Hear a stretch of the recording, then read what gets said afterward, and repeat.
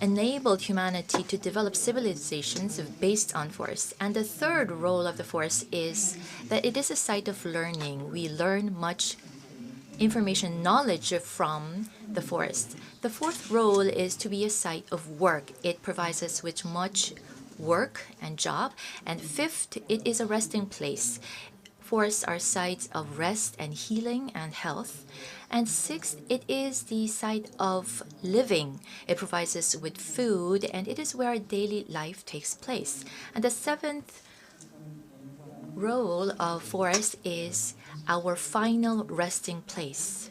It is a place of resting in peace. So this is our final destination. Because of these 7 roles that forest plays, humanity's life becomes possible, very prosperous and overflowing, and we can live in happiness. This is what we mean by welfare and well-being. And in that respect, humanity's well-being and welfare has begun from the forest. Don't you agree? So in sub-theme 4, this is what we hope to discuss. This is what we have been discussing. Today, on the last day, this will be a time for us to sum up what we have been discussing over the past several days. And we look forward to excellent presentations and great questions. So that has been an introduction of this session. Now let me introduce to you our speakers and panelists. As you heard earlier, originally we had the Bhutanese Minister for Agriculture and Forests of the Royal Government of Bhutan, Lyongpo Yeshe Penjo, scheduled to give the keynote speech, but he was not able to attend. And so on his behalf, I'll be giving the keynote presentation. As panelists, we have Jessica Vega Ortega, who is seated on my right side. Please welcome her with a warm hand. It's nice to meet you. And the second panelist is Mr. Mariano Castro Jimenez, and he is connected online. And next we have Dr. Ina van der Broek from the University of the West Indies in Kingston, Jamaica. She is a senior lecturer from Natural Products Institute there. And I missed one person, Miss Elizabeth Maruma Murema from CBD, and she is connected online.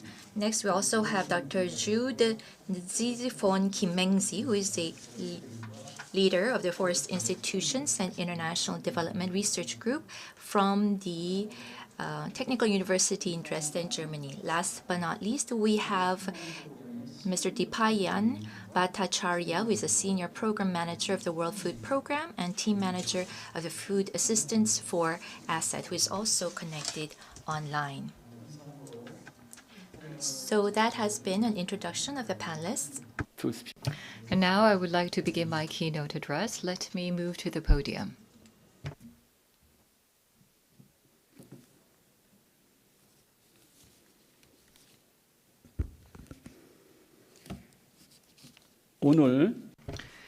So today, the topic of my keynote address is Forest is Love. It's also the title of my keynote presentation. Originally, I was, as I mentioned, not the designated keynote speaker, but around 1 o'clock in the morning, I received notice, or actually I received an email that the keynote speaker will not be able to make it today.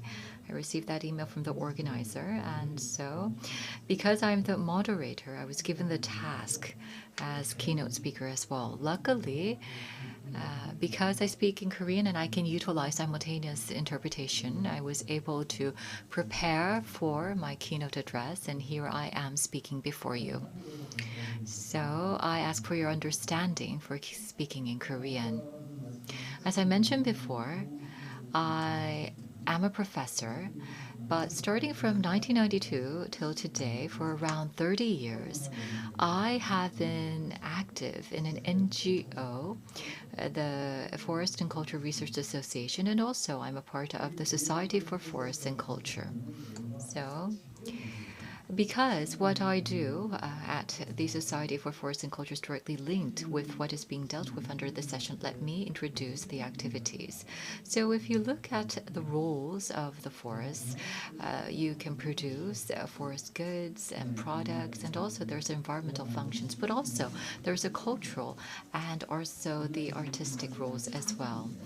Culture and arts actually leave a trace of the life of mankind, and life begins from the forest.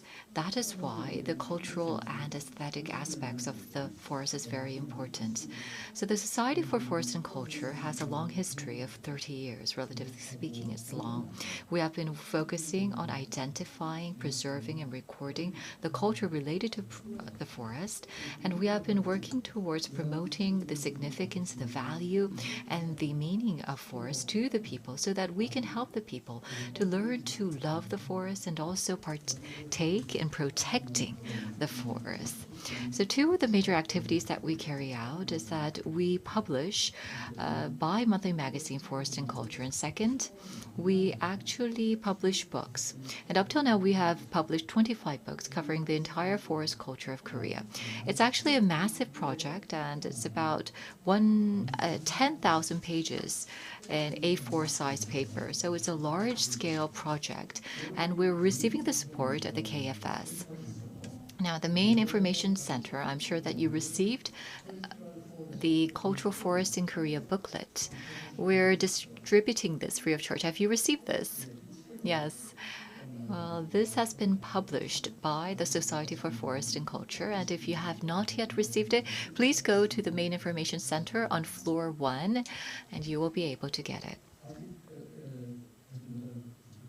So I ask you, if you have not yet received this booklet, please go to the information center and receive it. And this concludes the introduction to the activities I take part in as part of this organization. So now I would like to talk about the basic spirit, basic ideology, and the proposition in terms of the perspective on forests. First, the basic spirit of viewing the forest. I would like to ask you, what is the most important thing in the world? It's ourselves. It's our own life. However, there is something that is more important than our own life. What do you think that is? Yes, that actually is the air, the oxygen, and the water that protects our lives. Where does that all come from? They come from the forest. The forest actually helps safeguard our lives, and that is the basic spirit of how I view the forest. Now let's talk about the basic ideology. What do you think is a forest? Let's define a forest. It's the same as defining what a tree is. Forests are where trees are gathered, where they live. And trees are the tallest, largest, and longest living things in the world. If you go to California, you will be able to find trees over 115 meters tall, weighing over 2,000 tons, and living over 5,000 years.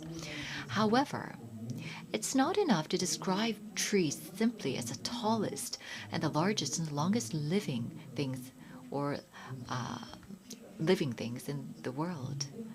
I think that being the tallest is great, and being tallest means that these are majestic beings. Any creature that lives for more than 5,000 years is divine. And so I think that trees are divine creatures, and the adjective that we can use for trees here are divinity or divine. So, having said that, what is a forest? The forest is where the spiritual or divine trees live in, and that is why the forest is also sacred and divine, and so the forest is a sanctuary, and that is the basic ideology of the forest. In my view, forests are sacred. The forest is a holy and sacred land.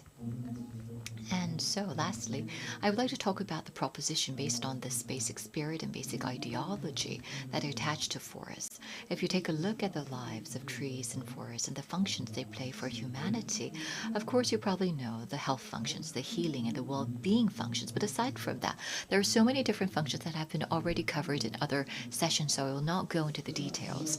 However, the trees and forests provide various functions to mankind. What do you think they are? Well, trees, even when they're living or when they're dead, the trees actually give everything they possess to mankind generously. They generously give what they have. And what do that recall? It makes me recall the book that I read when I was young, The Giving Tree, written by Shel Silverstein. It really well describes the character of the tree that gives generously, and this life of devotion of trees that gives generously and cares for humans. How can we describe this? I think that this is all about love. If you have someone that you love, then probably you would not hesitate to generously give all that you have to the one that you love. Isn't that true? So I think that the trees and the forests, they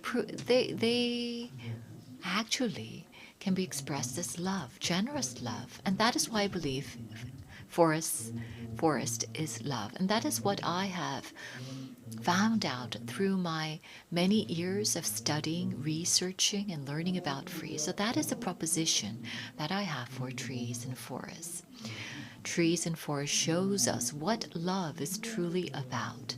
And I think that what we have to learn from forests actually is the generous, unconditional love.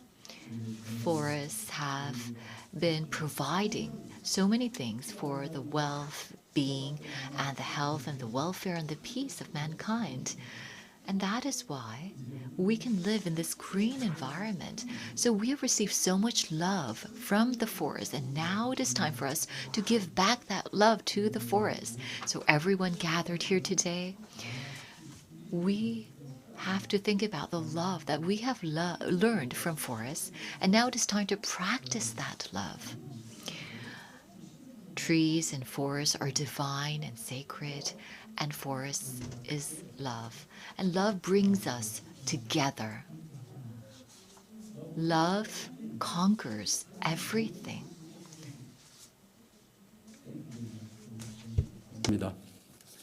Thank you very much.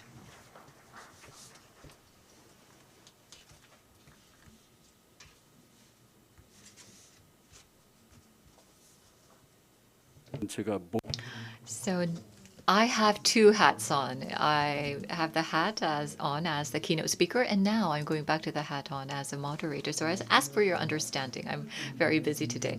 Now it's time to go on to listen to the panelists. So among the 5 panelists in this session, we have one who is here on site. So first we have Ms. Jessica Vega Ortega. She's here with us in person. So now we'd like to listen to her presentation. She is the co-chair of the Global Indigenous Youth Caucus. And in her presentation today, I believe she'll be speaking in Spanish. Yes, so she'll be speaking in Spanish, and you can listen to the translation. So we'd like to invite Ms. Ortega for the presentation.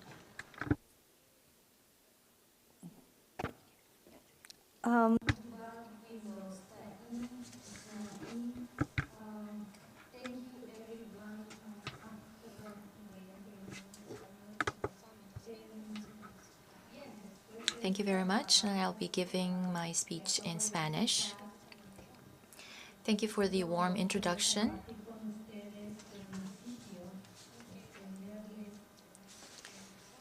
I would like to share with you some principles by which I hope to engage in this discussion with you. I'd like to first begin with my greetings to you and to from all of the energy and living things around us. What we hope to represent is actually the entire universe. From the land of the indigenous peoples, we gain much benefit, and many indigenous peoples live all across the Latin American region. And before I began this session, I would like to share this message with our Guatemalan friends. Today,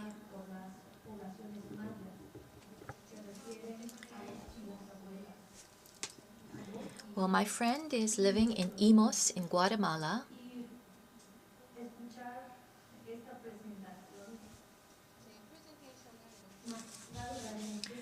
And if my friend is listening to my presentation,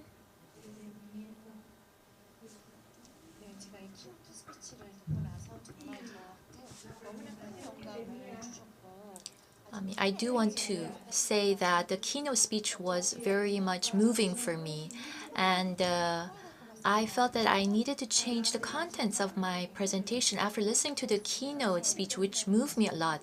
For us, talking about the forest is about love. It's about energy because, as we heard earlier, forest is love because a tree, a forest, contains so many different values for us. I was very emotional, so I really apologize for that statement I just made, but I do want to talk to you from deep within my heart. The fact that in our forest, it contains the knowledge of our ancestors. In Oaxaca, there is the two oldest trees in the world, and these trees impart us with great affection and love. And these trees give us so many benefits as people, and it provides us with healing. It has given us a history and experience of healing. And so to us, the fact that we are talking about this topic, about forests, is something that is very urgent, very important for us because the Indian villages are faced with the challenge of having to preserve and conserve the biodiversity in our land, and at the same time, this is an effort that is directly linked to our world view as a whole. This holistic, universal perspective is what is required from all of us.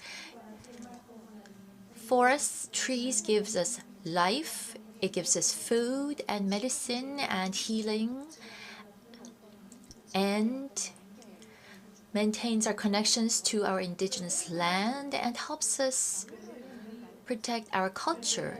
Losing trees, losing rivers means that, and losing our language means that to our Indian tribes, we are losing our identity as Indian tribes. And so the keynote speech by Professor Kim really resonated with me, with all of the work that we've been doing. Everything is connected to our security, our safety and peace, and our land, and protecting this land. And this is directly connected to dignity of life. And in fact, I had prepared a different presentation, a PowerPoint. And the message that I wanted to impart through my PowerPoint was the efforts of the indigenous people, particularly the indigenous youth, and the fact that the land and the plants and the animals that live on this land, we need to gain permission from this nature, from the forest, in using the resources that they provide. This gift from land, for us to gain it and to utilize it. We engage in dance and singing and ceremonies to show our respect and gratitude. And we also show affection for nature. So as Professor Kim has mentioned, humanity also has been showing affection and love to forests and land. At the Forestry Congress, I was able to witness and hear many important messages, particularly for our indigenous youth, on health and peace and on healing. We have to ensure that the youth are all involved in discussions and implementations of these values. I heard that today in Korea, this is Children's Day, and I was able to meet with many kids at the Congress as well. So these children, the young people the young generation all have to be involved in our processes. We have to ensure their participation in this process. And it is the responsibility of the adults, and ensuring that the youth participates in the process is a mission that we need to fulfill. It is our responsibility to respect the opinions of the youth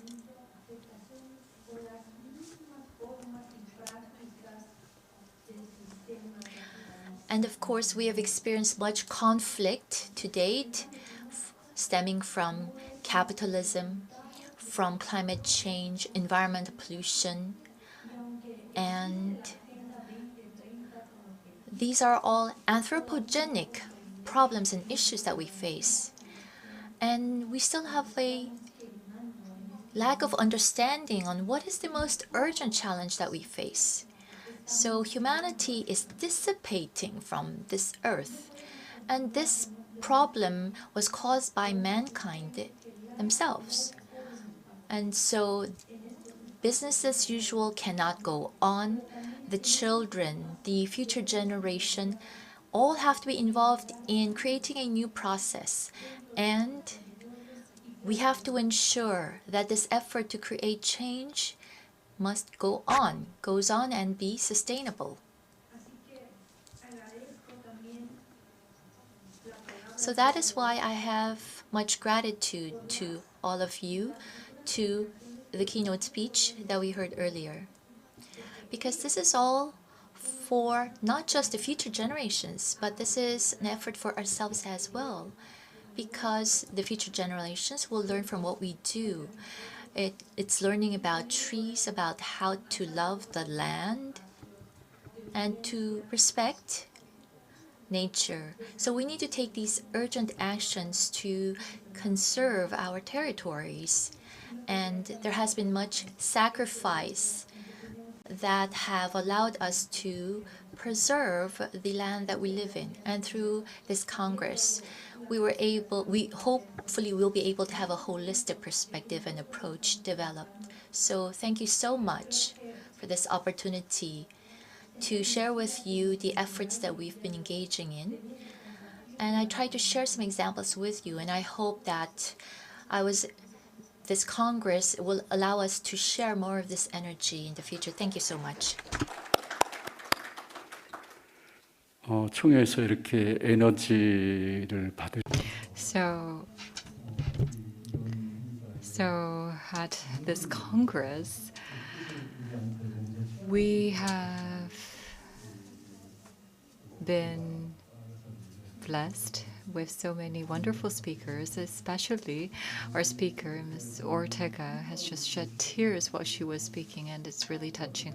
She was talking about the youth and the benefits that the forests provide us with, and the efforts that is required to preserve this benefit from the forest, particularly the indigenous people and the indigenous communities, how they are trying to preserve and protect the forests. Those were good examples that you shared with us, so we really appreciate the presentation. So let's go on to our second panelist, who is Mr. Mariano Castro Jimenez. I understand that there is a pre-recorded video prepared, so let us take a look. Hello, my name is Mariano Castro Jimenez. I am a consultant for the Peace and Biodiversity Dialogue Initiative, managed by the Secretariat of the Convention on Biological Diversity. Before I begin, I would like to thank the audience and the organizers of this Congress for giving me the opportunity to discuss how this initiative aims to alleviate conflict and improve international relations. The Peace and Biodiversity Dialogue Initiative, from now on the PVDI, was launched by the Republic of Korea during its presidency of the 12th meeting of the Conference of the Parties of the CVD. The initiative aims to showcase the benefits of conservation to improve peace and international relations, and this is done through promoting transboundary conservation. The PVDI also supports the parties of the CVD to implement Goal 1.3 of the Program on Protected Areas and the achievement of several of the Aichi targets. Background information on the PVDI can be found on a note prepared by the Executive Secretary, which is available on the PVDI website and can be found under the reference that you can see on the first bullet. Also, as mentioned before, the Program of Work on Protected Areas, adopted in 2004, has a specific goal on strengthening transboundary protected areas and other forms of collaboration across national boundaries and improving international cooperation. And the Gangwon Declaration on Biodiversity for Sustainable Development, prepared by the Republic of Korea, that welcomes the PVDI initiative to support the work of the Convention. To have a better understanding of the scope of work of this program, I would like to go through some concepts and definitions. First, what do we understand as transboundary conservation? Experts have defined it as the process of cooperation to achieve conservation goals across one or more international boundaries. This definition covers three types of designations: transboundary protected areas, transboundary conservation landscape or seascapes, and transboundary migration conservation areas. According to the IUCN, the three of them can be designated as parks for peace or peace parks. And what is a park for peace? This is a special designation that is dedicated to the promotion, celebration, and/or commemoration of peace and cooperation. As you can see, this is a designation that can be applied throughout the different stages of the relationship between countries. There are several examples of transboundary conservation initiatives around the globe, and parks for peace as well. The Waterton Glacier International Peace Park, which is the one that you can see in your screen, it's one of them. This is actually one of the first examples of transboundary conservation initiatives. It was established in 1932 by the United States of America and Canada to commemorate their peaceful relations. I must also say that this type of conservation is not free from challenges. Just as it happens with conservation areas within national borders, they also face several problems. For example, illegal activities, issues regarding to management, the lack of resources, among others.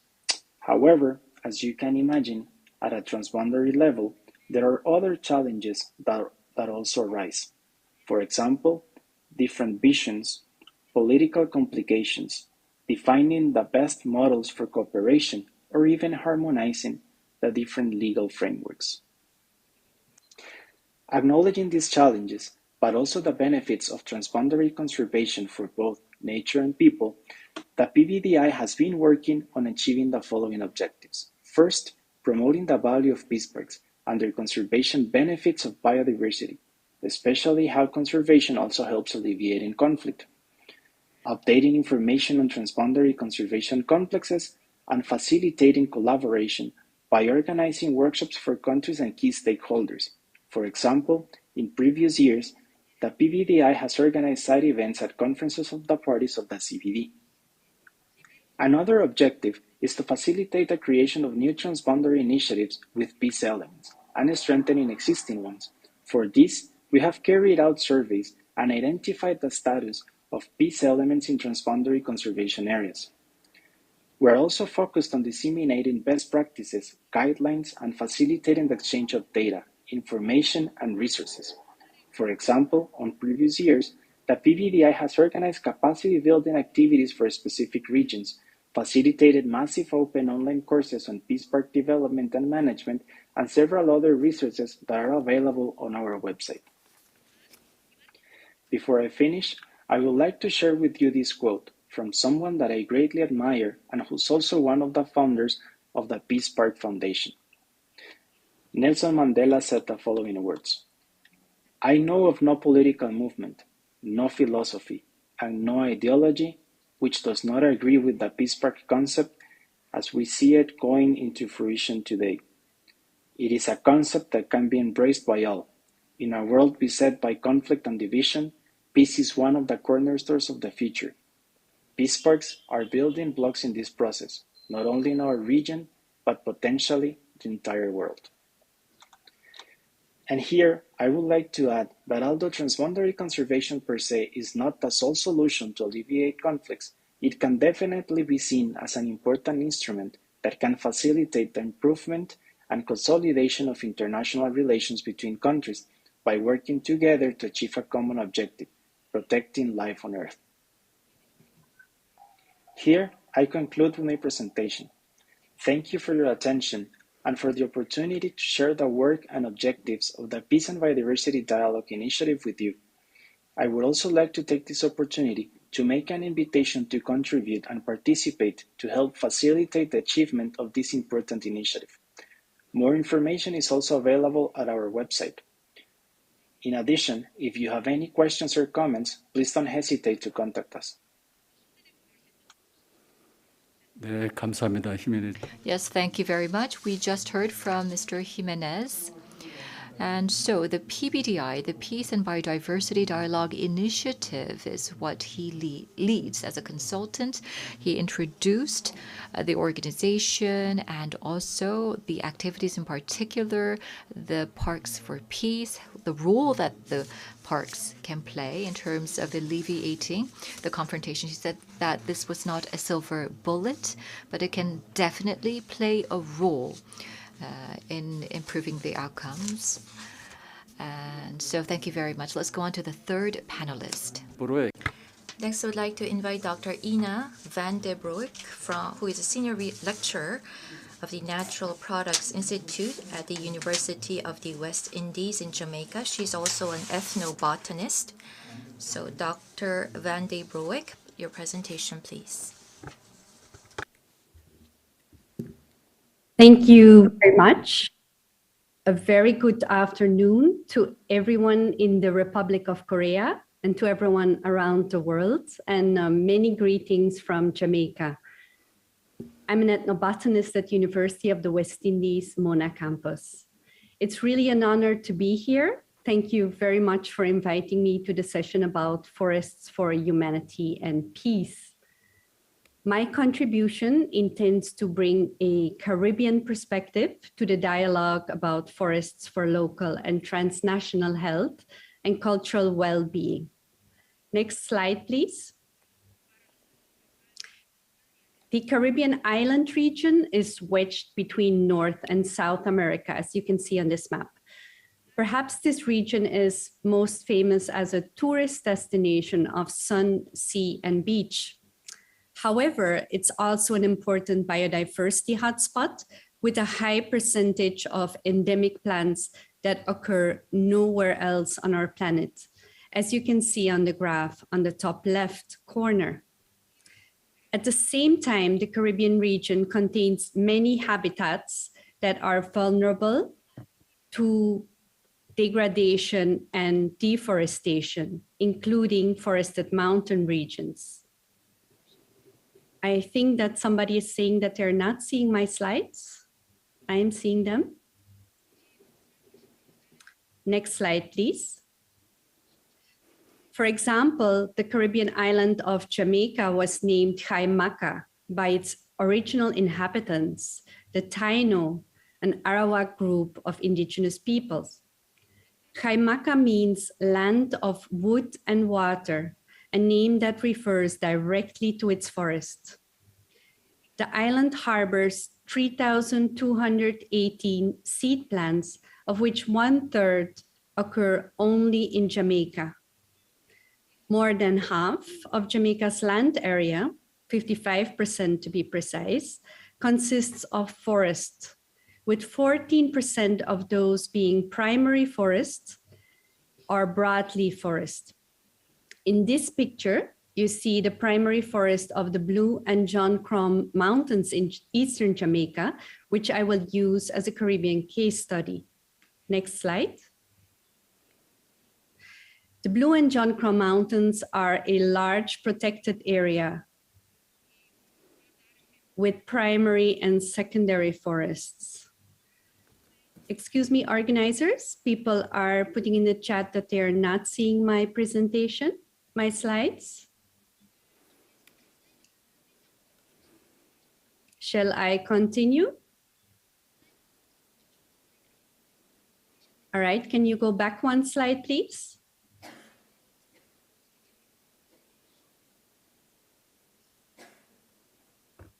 So the Blue and John Crow Mountains are a large protected area with primary and secondary forests. The buffer zone of these mountains is home to communities of Afro-descendant family farmers who practice subsistence hillside farming. The forests of the Blue and John Crow Mountains are spaces that community members intimately know and that they access often, and on which they depend for their livelihoods. Next slide. So they know how to read the green, and they know which plants in the forest provide them with fresh beverage. Next slide. Are with wild harvested foods. Next slide. The forest also allows them to practice agroforestry with mixed cropping. Next slide. And to produce charcoal for cooking, hereby enhancing family food security. Next slide. Also, the forest holds space for spiritual well-being, and a tree such as this species of ficus plays an important role in rituals that mitigate social conflict. Next slide. But beyond the individual trees, the forest as a landscape is home to communities of Maroon freedom fighters who actively resisted slavery during Jamaica's history and who successfully fought against the island's colonizers in the past.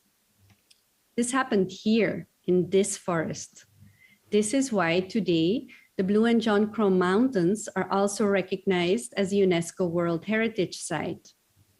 Next slide.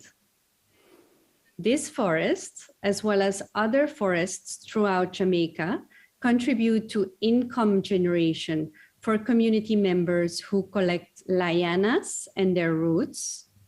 Next slide. As well as the bark of forest trees of at least 80 different forest species of plants.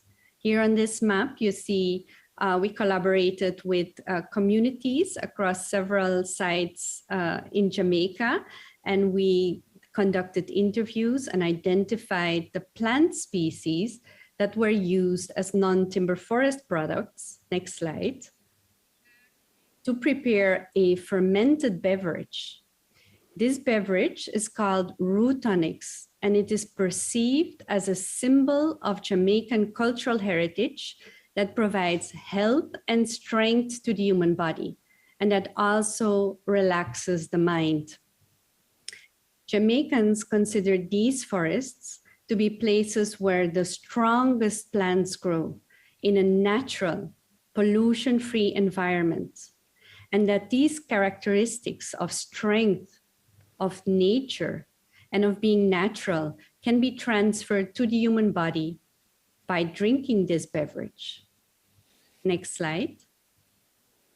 The impact of these forests extends far beyond their physical boundaries, since they connect rural areas with national urban markets. For example, in the capital of Kingston, where wild harvested forest plants are sold. Next slide. There is also a direct connection with the Caribbean diaspora in New York City. Next slide. Where diaspora members import raw plant material from Jamaica to prepare officially labeled root tonics, and they sell these tonics as a health and heritage drink within their communities in the 5 boroughs of New York City and beyond across the US. Next slide.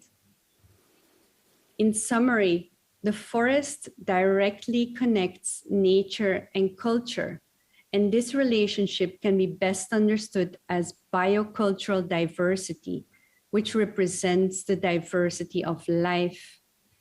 This biocultural diversity is at the center of multiple sustainable development goals, including good health and well-being, which is the focus of today's sub-theme. Next slide.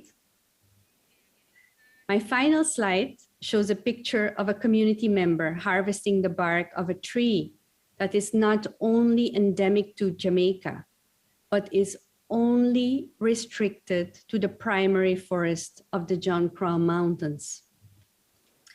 The use of this bark as a spice ingredient may well predate the earliest written records that we have access to.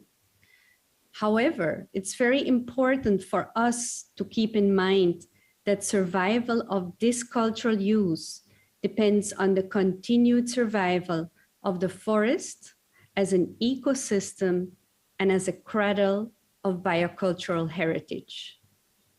I thank you very much for your attention. 감사합니다. Thank you so much. Professor Van de Broek, thank you so much for citing very good examples about how the forest leads to income creation, but it doesn't just stop there. The forest connects the rural and these urban areas, and it connects countries with the world, and it also contributes to easing conflicts among people. So we really appreciate your presentation. 모시겠습니다. Let's go on to our fourth panelist, and Hugh Nufon Kim Meng-si, Dr. Kim Meng-si, who is with the Technic University of Dresden, Germany. He is a group leader of FFID Research Group. Please go ahead. Thank you very much. Good afternoon to you over there in Seoul, and greetings to all panelists and attendees. My name is Jude Kimengsi, and I will be pitching what I call a research idea titled Pandemics and Forest-Linked Institutional Change in the Global South. I want to thank the organizers for inviting me to speak at this very great event, and I really like the sub-team Forest and Human Health revisiting the connections. Next slide, please. Okay, so just to start, perhaps it's important to note that there is a global rapid transformation of forest landscapes today, and some estimates put it at about 12 million hectares of forest, which is lost annually. And the literature also argues that these changes, this transformation, of course, could also trigger future pandemics. And studies also say there's a possibility that the next set of pandemics might surpass the scale that we've known as far as the COVID-19 is concerned. But then I think literature also clearly establishes that we've had different other health-related issues, some linked to human-wildlife interaction. But I think we also need further knowledge and practice on pandemic prevention if there are already signals that the next scale of future pandemics might surpass the scale that we've known as far as the COVID-19 is concerned. But in this case, my contribution comes more from an institutional angle.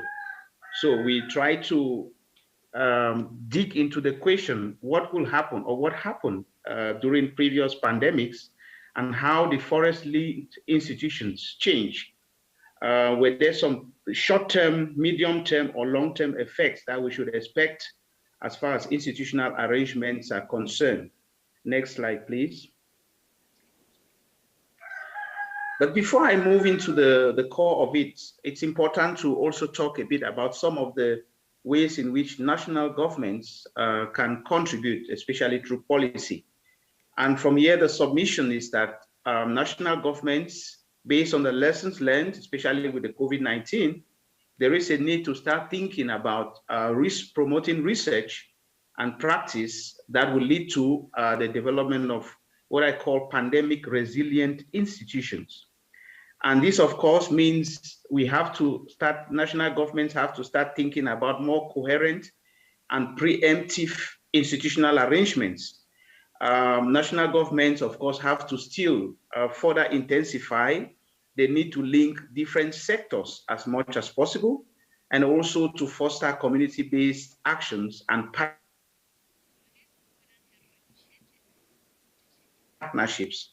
In the good to secure a livelihood, sometimes human environment interrelationships could lead to the spread of these pandemics. There is a need to start thinking about livelihood strategies or livelihood approaches that might not propagate these pandemics. And with all the stress, the depression, and other things created by the global COVID-19 pandemic, it is imperative to start thinking more about the non-use values, especially the benefits that humanity could get, especially mental, spiritual benefits from the forest. I think mental health today is very much important. So national governments have, therefore, this role to contribute in this regard. Next slide, please.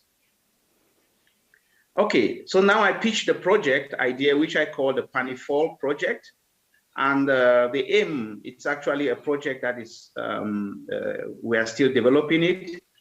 The aim is actually to contribute by providing evidence in different parts of the global south on how the pandemic might have affected forest-linked institutional arrangements. And to do that, we first want to understand the way people, for instance, in parts of Africa, in parts of Asia, and in parts of Latin America, how they perceive the triggers of these pandemics. People around forest communities, how do they perceive this, the triggers of pandemics?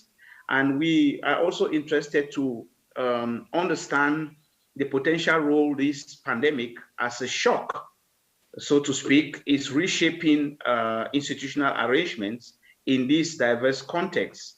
And with the lessons that we will derive from parts of Africa, parts of Asia, and parts of Latin America, our next step will be to then provide insights on how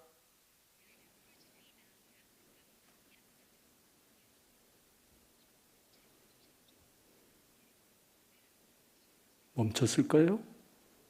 Has he frozen? Is there a technical issue here? 김영재 통신이 끊겼. I think he's been cut off, perhaps.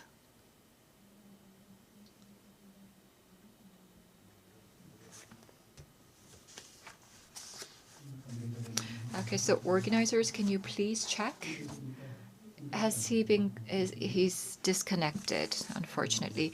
So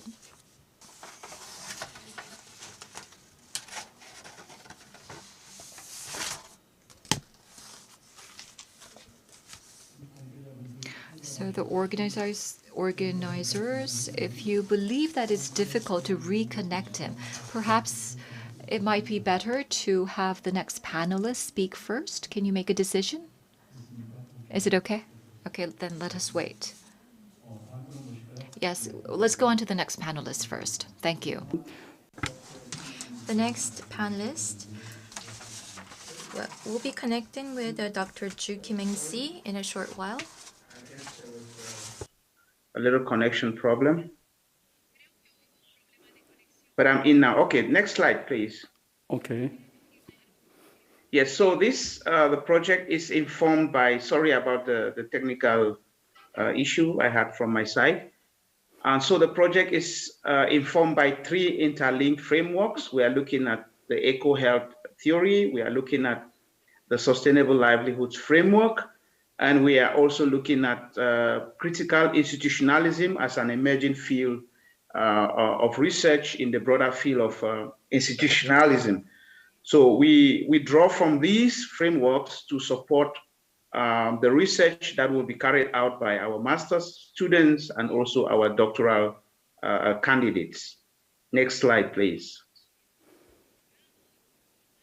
And so in the Global South, we are targeting Cameroon as a case from Africa. We are targeting Ecuador as a case from Latin America, and we are targeting Nepal as a case from Asia. And of course, this falls within the partner networks that we have in the FEED research group at the TU Dresden. Next slide, please. So we draw mostly from very qualitative, but also quantitative approaches to be able to analyze the data we generate from for objectives 1, objective 2, and objective 3 as earlier presented. Next slide, please.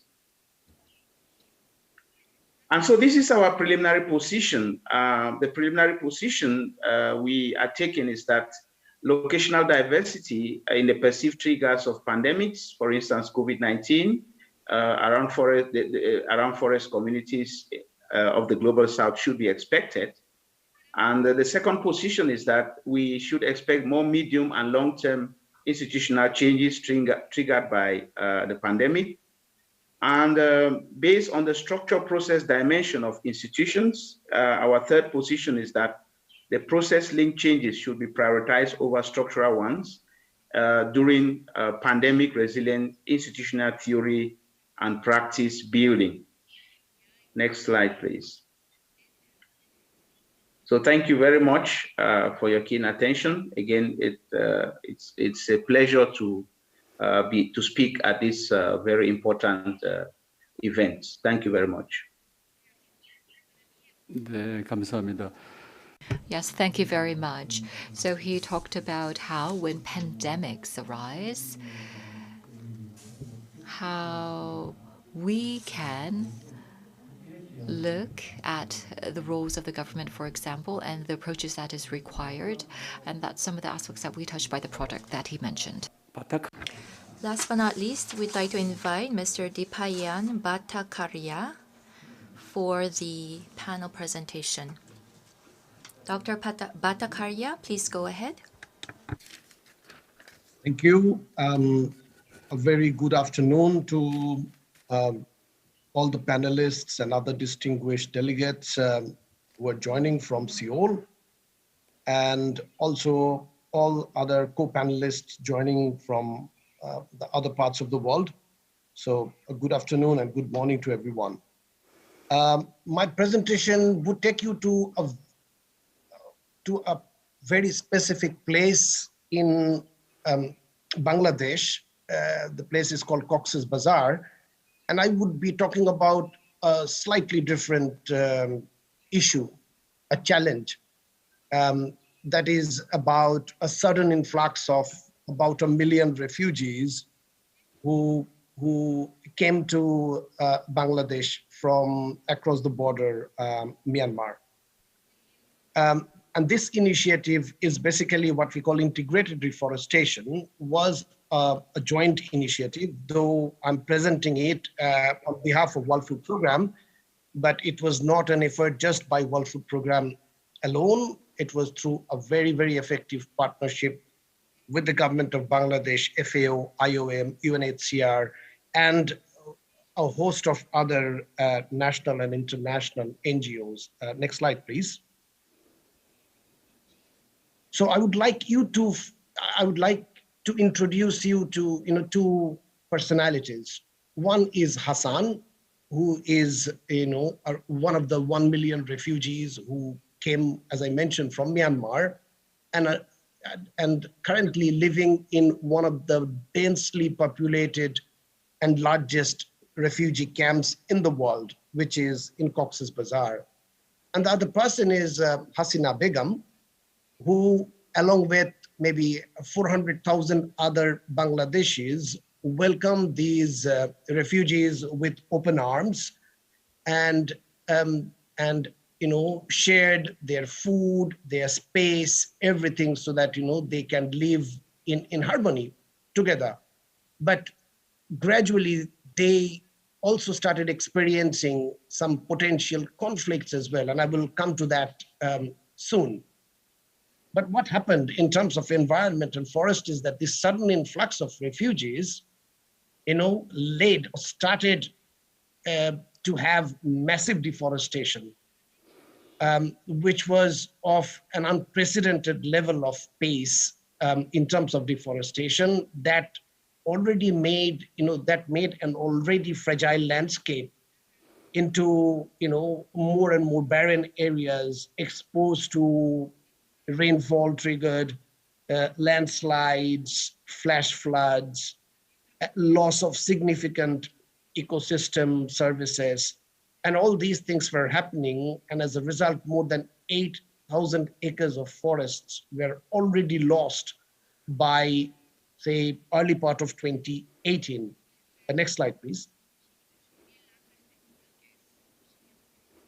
In 2017, FAO and IOM, they undertook a study to understand the level of deforestation that was happening as a result of this influx, because these refugees, they need fuel wood to cook their food, also to build their small huts, etc.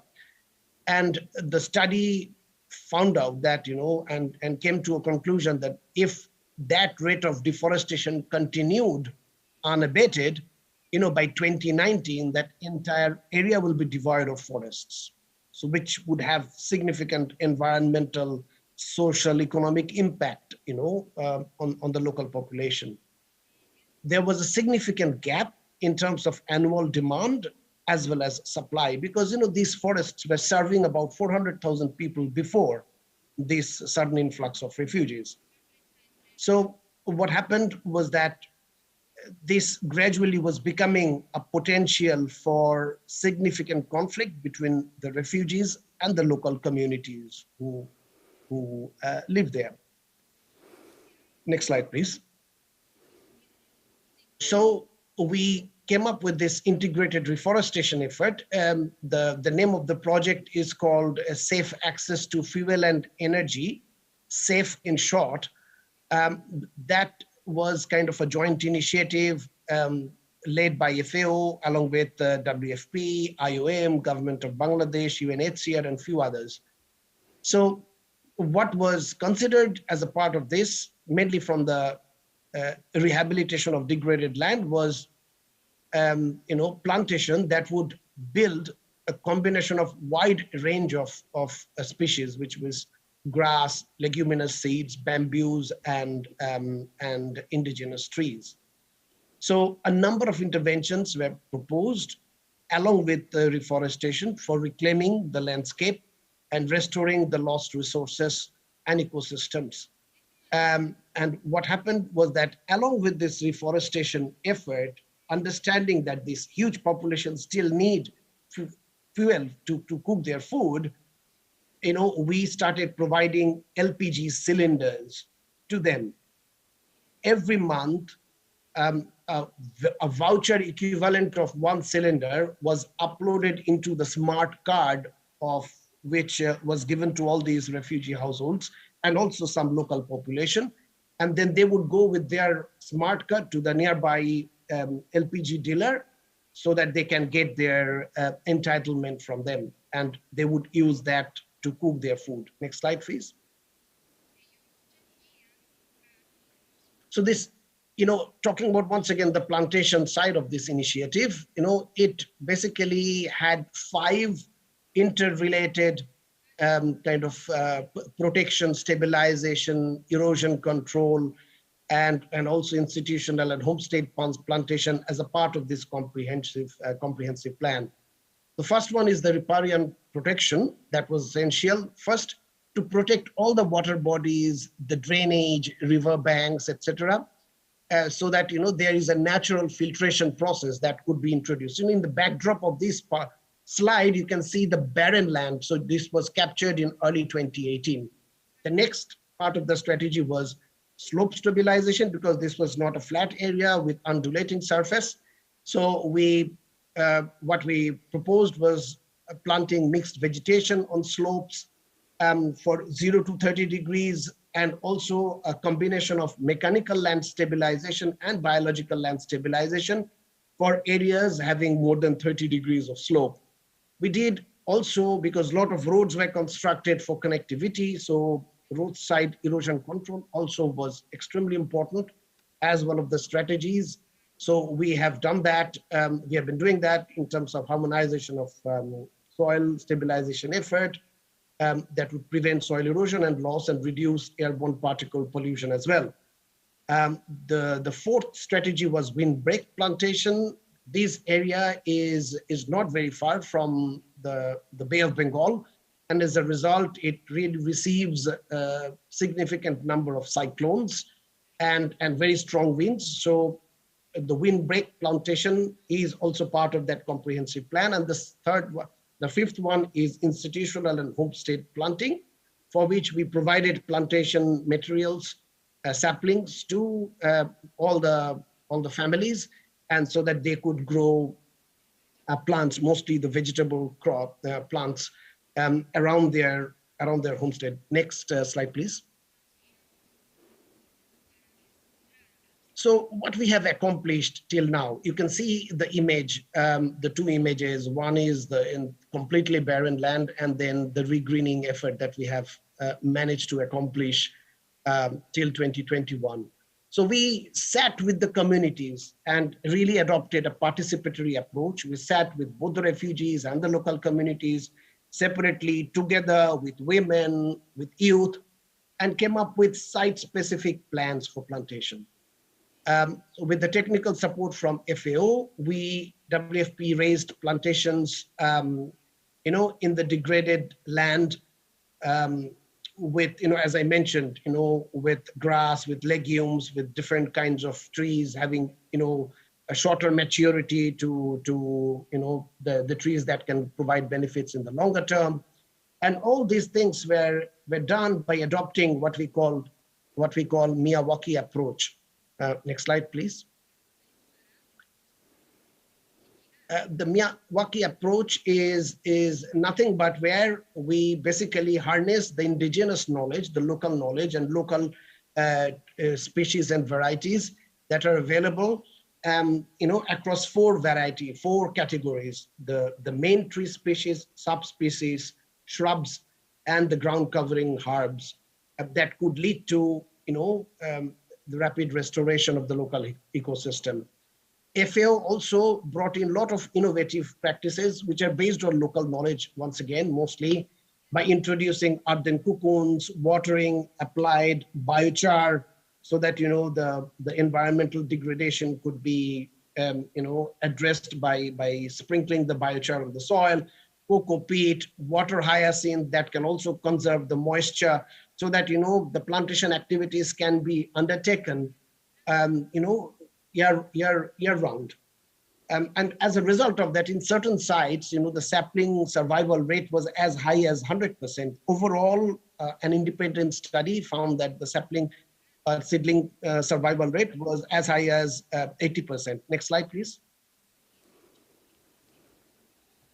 So I've talked about the survival rate. As you can see on the image on your right, there is both. These are more than 30% slope areas with more than 30% slope. So we have used bamboos as a mechanical way to really control the soil erosion, and of course grass and various other kinds of plantations around it. In 2019, IUCN and UNHCR undertook a study to understand the impact of the regreening initiative. And what it found was that as a result of this really concerted effort, there is 80% reduction in the demand for firewood by the Rohingya households in the camps, and which has resulted in a significant reduction in carbon emission as high as almost 660 million tons of carbon dioxide have been successfully sequestered, just by 2019 as a result of this. And now even, that value would be much, much higher. So it really shows that if we right from the beginning, think about these elements, that what a sudden influx of any population, be it refugee or internally displaced population, can come into a very, very confined area, it can really destabilize the local environment, because they need for their survival fuel wood and other things from the forests. So we need to really, and that can trigger, and that can become a point of, social tension. It can lead to violence. So this effort really was a peace and conflict sensitive collaboration and project and intervention that we have been undertaking. And so far the results have been really very, very positive as a result of this collective effort. So thank you very much. Back to you, Professor. 네, 감사합니다. Thank you so much. So that was a very good example of the influx of refugees and how we can restore this area that has been devastated. And so the speaker talked about a lot of different benefits that the forest gives us. But one good thing about forest is that there is irreversibility to the resources that the forest can provide us. However, if we use the forest to an extent that the forest loses its this reversible capacity, then that's going to be a great problem. So thank you very much for the great presentation. So we've listened to 5 panelists give their presentations. We have about 10 minutes remaining for this session, and we'll be taking questions from the floor and listen to the answers from our panelists, and I'll be giving my summary and conclusion before we end. We don't have much time remaining, and so we'd like to begin with questions from the floor. Any questions? Any clarifications that the audience here you would like to make? If you have any, please identify yourself, your affiliation, and designate to which panelist you are asking your question. So we'll take the first question. 마이크 좀 갖다 주시죠. Please use the microphone. Can you hand over the microphone? Good afternoon. This is Giovanni from the Philippines. May I ask a question to the with regards to the peace parks? How are the peace parks established? And if these peace parks coincide with indigenous peoples' territories, what is the extent of the role of indigenous communities in case these peace parks are overlapped with indigenous territories? Thank you. 네, 감사합니다. Yes, thank you very much. About the parks for peace, or the peace parks. He's just curious about how the parks are established and what happens if it overlaps with the land of the indigenous. You hear me well? Okay. 네. Well, thank you very much for your question.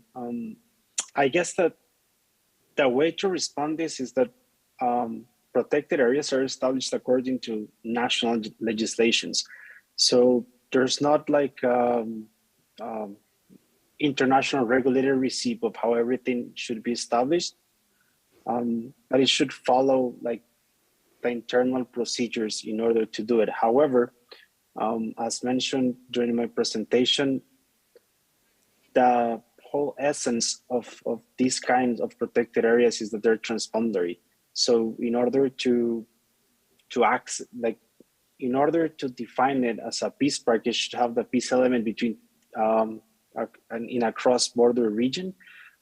And regarding your other question, yes, of course, that's something very important that needs to be taken into consideration. But then again, that is something that should be established between the countries that decide to establish a new peace park, for example.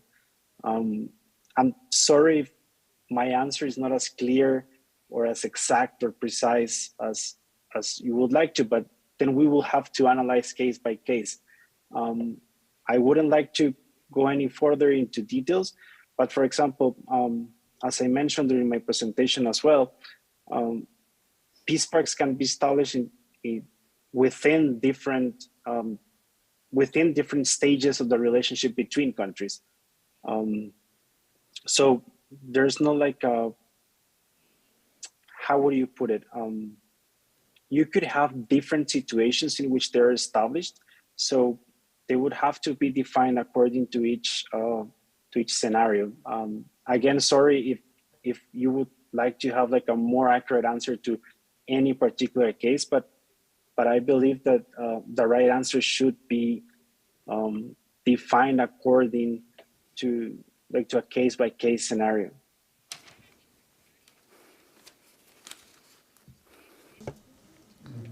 Yes, thank you very much. So do we have any further questions? Anyone else? 네, 여기 질문. Yes, your question, please.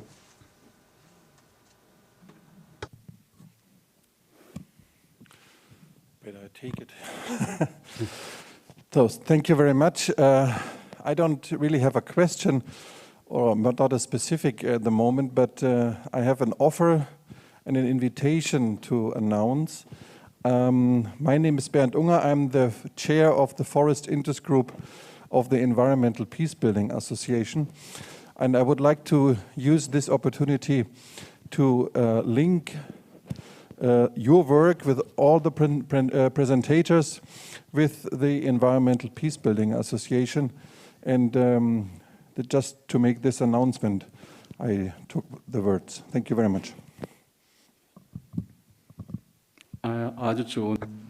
Yes, that's a very good proposal. Thank you so much. So we have many participants who are connected online. And as you know, in the Korean Peninsula, we are divided into North and South Koreas. And there is the truce line that divides our two countries. And we've been working very hard to establish a peace park in this DMZ area, or demilitarized zone. Unfortunately, we have not seen any concrete results yet. So in areas where a peace park is planned to be established between different countries, in a location that is between different countries, it may be very difficult. So any other question? 지금 So as you can make proposals, as we've just heard, or if you have any questions, feel free to raise your questions. You do not have any questions, it seems. Perhaps you're a bit tired from the long day. So perhaps our panelists who are joining us online, or Ms. Ortega, who is here with us in person, are there any words that you would like to add?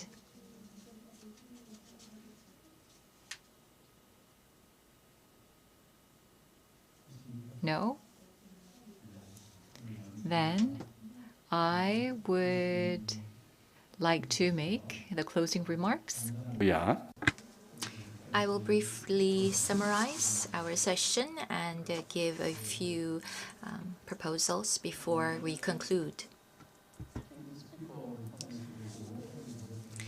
We've had 6 speakers, including myself, and we've heard a lot of different ideas and opinions.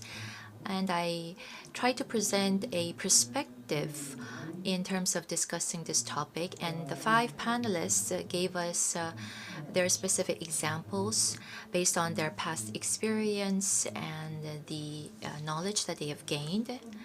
Forest is actually a very diverse resource.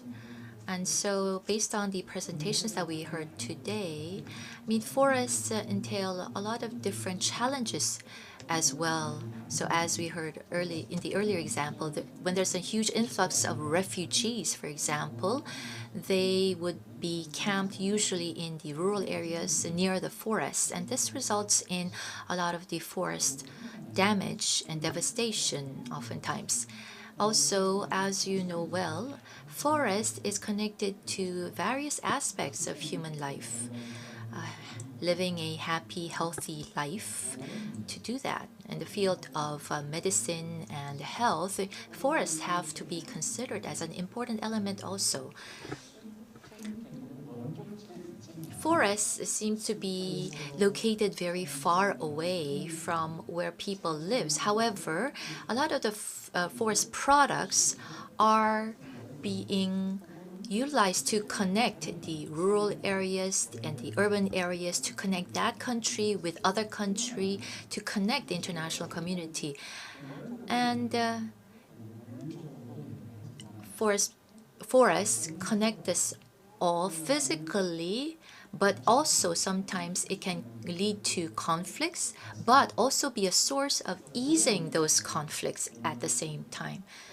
So in that respect, we had looked at what the forest can do for humanity and peace. So this was a discussion which really contributed to enhancing our understanding of this important topic. I would like to summarize the discussion today into 6 different ideas.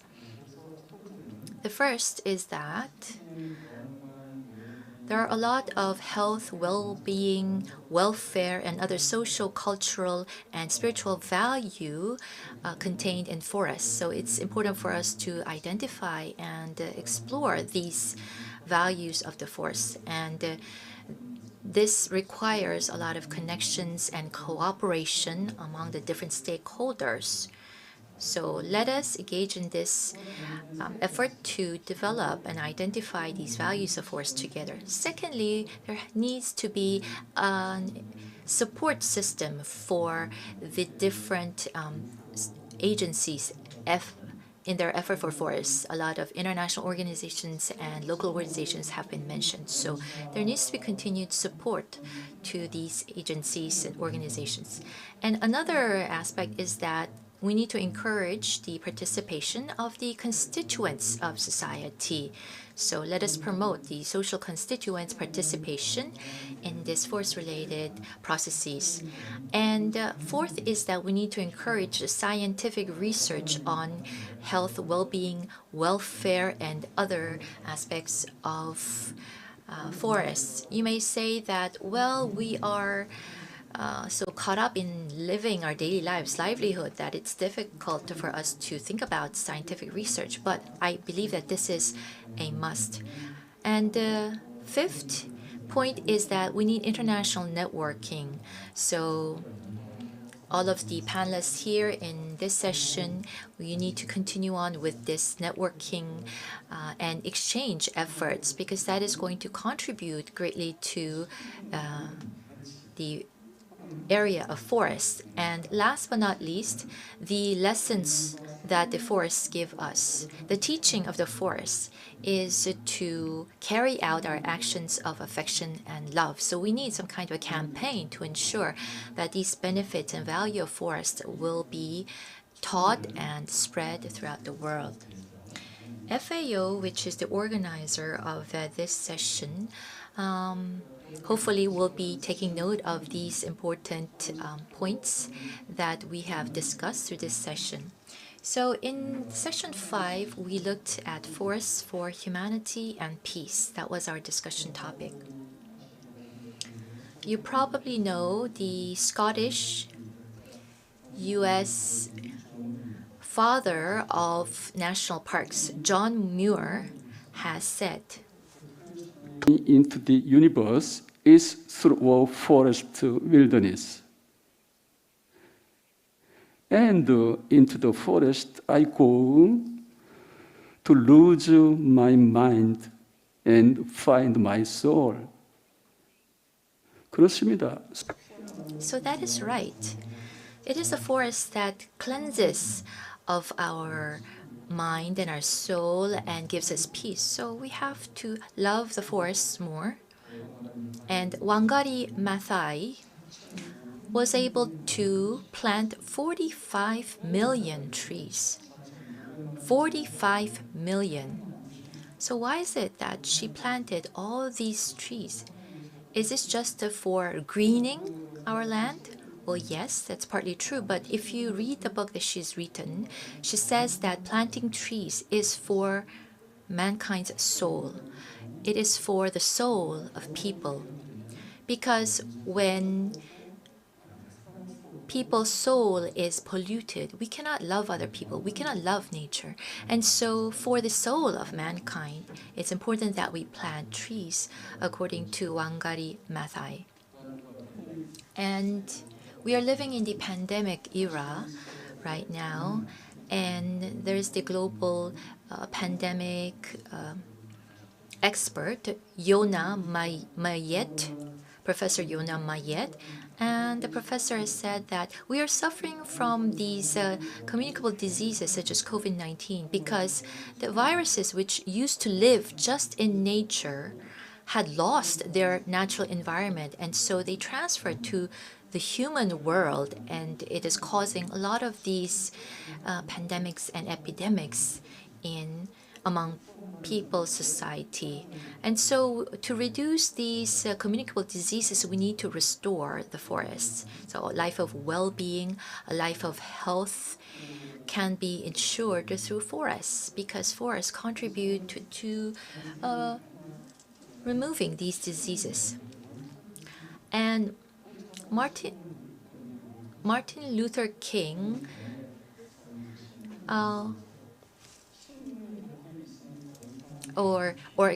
Rousseau, during the last stage of his life, had focused on studying the plants. And why was it that he focused on plants? He realized that if you remain in nature, you don't need any medicine. So to live a well-being and healthy life, we need the forests. Globally, people are interested in living a long, healthy life. And so to have or enjoy such a life, we have to think about what we should do about the forests. Martin Luther King said, "I have a dream." Yes, and we agree. We have a dream also. We have a dream for the forests, at the forests, with the forests. We want to be in the forest to clean our souls, to improve our thoughts, to have more brotherhood and affection for mankind, to enjoy peace.